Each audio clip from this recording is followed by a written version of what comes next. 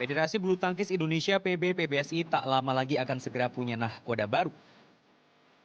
Era kepemimpinan Agung Firman Sampurna yang menjabat sebagai PBSI 1 sejak November 2020 akan berakhir pada Musyawarah Nasional Agustus mendatang. Saat ini tim penjaringan bakal calon Ketua Umum PBSI tengah membuka pendaftaran. Penjaringan ini baru dalam tahap sosialisasi. Tahap pendaftaran nanti mulai tanggal 12. Sehingga sampai detik ini kami tidak tahu siapa yang akan mendaftar.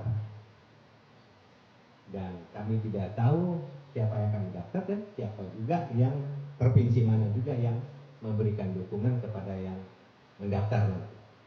Itu akan kami ketahui nanti setelah tanggal 11. Pengurus PBSI periode 2024-2028 punya pekerjaan yang berat untuk mengembalikan kejayaan badminton tanah air. Dalam 4 tahun terakhir, prestasi badminton Indonesia mengalami pasang surut. 2024 bisa dikatakan sebagai periode terburuk.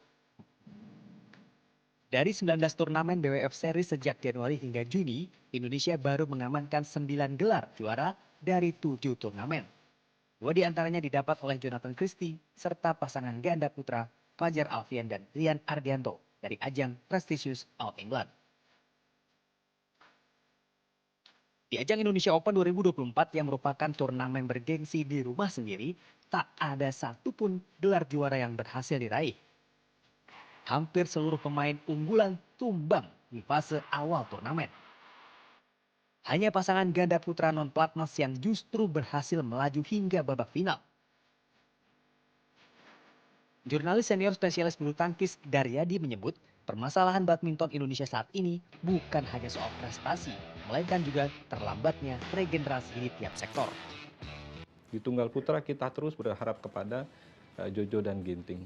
Jadi ketika dua pemain ini selalu gagal di turnamen mereka itu, maka kita akan nggak dapat prestasi. Di tunggal putri kita terus berharap pada Gregoria Mariska Tunjung. Sejak anak ini menjadi juara dunia junior di tahun 2017 sampai dengan sekarang, kita belum dapat pemain yang benar-benar bisa dekat dengan dia. Sementara posisi Grego sendiri kan di level top dunia kan boleh dibilang masih menjadi kuda hitam. Karena ketika dia berhadapan dengan pemain-pemain level seperti An Se-yang, Tai Tzu-ying, Chen Yufei ataupun Akane Yamaguchi, lebih banyak kalahnya ketimbang menangnya. Kemudian di ganda putra kita masih berharap pada Fajar dan Rian. Ini kan pasangan yang boleh dibilang yang sudah sangat lama dia bermain dan memang di All England dia berhasil menjadi juara.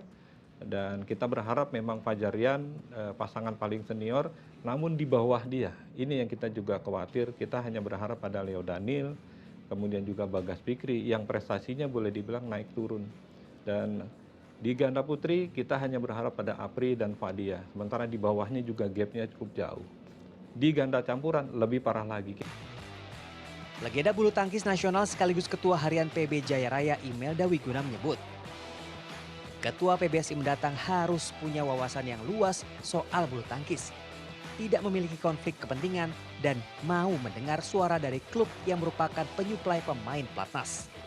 Memilih pengurus-pengurusnya, ya, tanpa ada kepentingan, memilih pelatih, dan ya mungkin kalau masalah memilih atlet tentu harus ada pemandu bakat. yang nggak klub sentris gitu. Jadi ada hati untuk memikirkan klub juga, karena yang punya atlet-atlet dan yang membina atlet, menemukan atlet-atlet muda, kemudian juga dari awal kita sudah dari klub-klub ini sudah artinya berusaha mati-matian ya. Sejauh ini baru satu nama yang santer diisukan sebagai kandidat Ketua Umum PBSI baru, yaitu Fadil Imran, Jenderal Bintang 3 dari kepolisian yang saat ini juga menjabat sebagai Sekjen PBSI. Mahardika Utama, Sony Sultiono, Jakarta.